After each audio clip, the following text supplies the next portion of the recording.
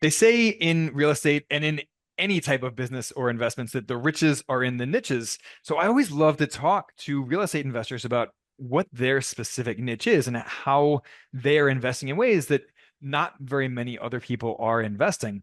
So today I'm excited to talk to Vince Rodriguez. He is the co-founder of ANVI Investments. He hosts the RE Social podcast. He owns over $10 million in real estate assets. And his focus, he and his partner tend to focus on smaller 1 to 4 unit midterm rentals, some short-term rentals as well. And I'm just curious to hear about the logic behind that and some of the returns that they're seeing. So, Vince, welcome to the show, and tell us all, why should we all be investing in midterm and short-term rentals? Hey Brian, thanks so much for having me on the show. I've been a long time listener, first time on the show, so I'm excited. Oh, well, I'm glad to hear it. So let's talk about the midterm rentals. So, because of my podcast, RE Social podcast I get to spend a lot of time with like really awesome people. So like, Kathy Fedke, Sarah Weaver, Joe Ferris, like I've talked to Neil Bawa, a lot of these guys, and some of them, Kathy and Sarah Weaver, who actually wrote a book on midterm rentals. I got really enticed by it, and I was like, "Oh, this is really interesting," because short-term rental is a lot of management, and long-term is not a lot of cash flow. So I thought this was really cool, and I do like properties where you can furnish them, look nicer, and it's in a nice neighborhood. I started off with C neighborhoods in Bakersfield, and eventually got out of that game, and I sold everything in Bakersfield. So I wanted to buy something in areas where we can stay, or if your mom can walk in the night, no problem. And I also wanted to be like a really cool spot. Like sometimes I go to Tennessee and I stay there. So it's like, it's kind of cool, right? So that's why I went into that route of midterm investing. And it's because of I'm meeting all these people through the podcast. Well, I love that. And yeah, it's an interesting concept of looking for that sweet spot between cash flow and reduced management labor for these. And I've heard other investors have a lot of success with midterm rentals. So can you define for us, exact what is a midterm rental? Who is the typical clientele for that? How do you market them? I'm curious about some of that, the high level, and then drilling down into some of the nuts and bolts of how you do it. Yeah, so if when you consider a short-term rental, it's an average stay of 7 days or less. So that's why they consider short-term. And but it's usually up to 30 days. It's considered short-term. So a lot of cities would have codes saying, hey, you cannot have rentals for less than 30 days. So once you have 31 days or more, then it's now really midterm, and there's not a lot of regulations on it. So you can do this anywhere you want, right? I'm in Orange County. Costa Mesa, Newport Beach, that area, and I could do midterms here, so I do that. And there are some cities I have in Placentia, I can do short term there too, but I prefer the midterm. So it's got to be 30 days or more. And usually, when people stay, they usually do 3 months, 6 months, 9 months. That's usually my stay. So you're turning over some, tenants, but it's mostly just 2 to 3 a year. It's not too bad. And short term, you're talking 40 a year. So it's a totally different game. And if it's long term, it's usually just 1 or 2 a year if you're unlucky. So that's the main difference in the stays. Did you have another question, like how the cash flow works, or? Well, yeah, so I do want to get into some of the returns that you're seeing on these, but I'm also curious, who's your typical renter for these? I've heard a lot of people in this space have good experiences with travel nurses, for example. I dated a travel nurse for a long time, and we spent a couple years traveling around the country, living 2 months here, 3 months there, and doing living that lifestyle. But yeah, so where are you finding most of your renters? I'm curious about that. Yeah, it's that's a good question. So the main platform is Airbnb. So you can just set your dates to 30 days or minimum or more, right? So then you get those kind of clients. There's also Furnished Finder. That's a lot of travel nurses. They use that website, and also Zillow too. Zillow is very. Those are the three ones that we focus on. But it depends on where your property is and what kind of um, clients you're going after. So in Orange County, we have a lot of people who are traveling. There's families sometimes who go on vacations and they tend to stay a little bit longer. I see that a lot. But the properties that we're primarily doing fully furnished big houses in Tennessee outside Nashville, is a lot of relocation based. I have a family who just moved from Canada, so they've been living in one of my houses for about 3 months, and I think they're going to be living there for another 3 months. So that's one.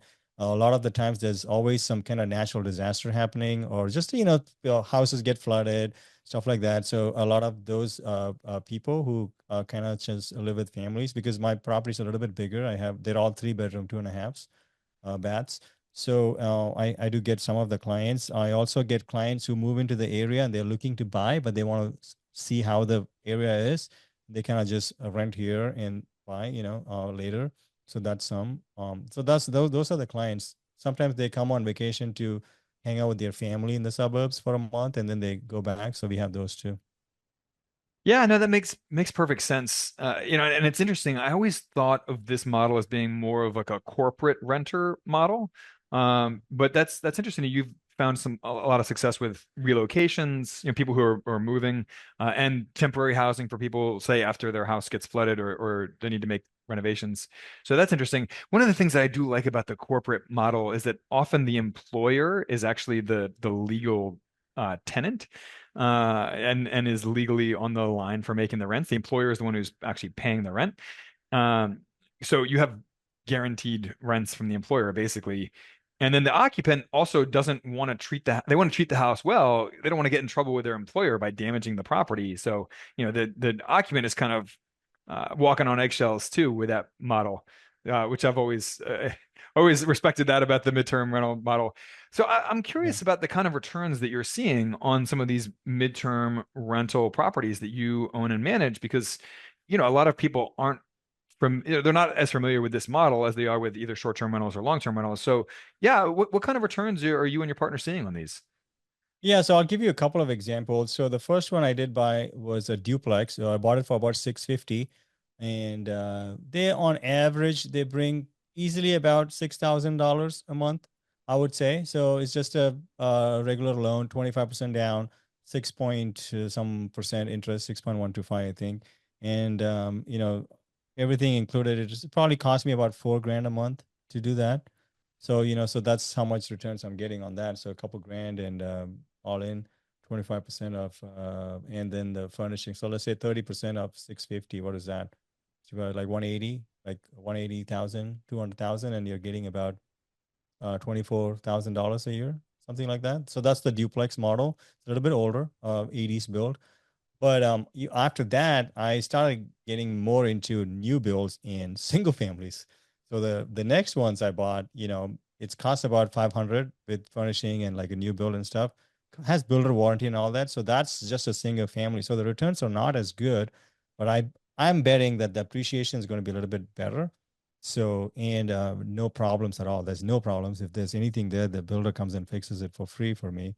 So those things, about 500, for about 500,000 all in cost, or 450 to 475 a purchase price, you can bring in about $3,800, something like that. In my, I have like two on buy downs and different interest rates. So I can make more than $500, sometimes $1,000 a month, roughly speaking.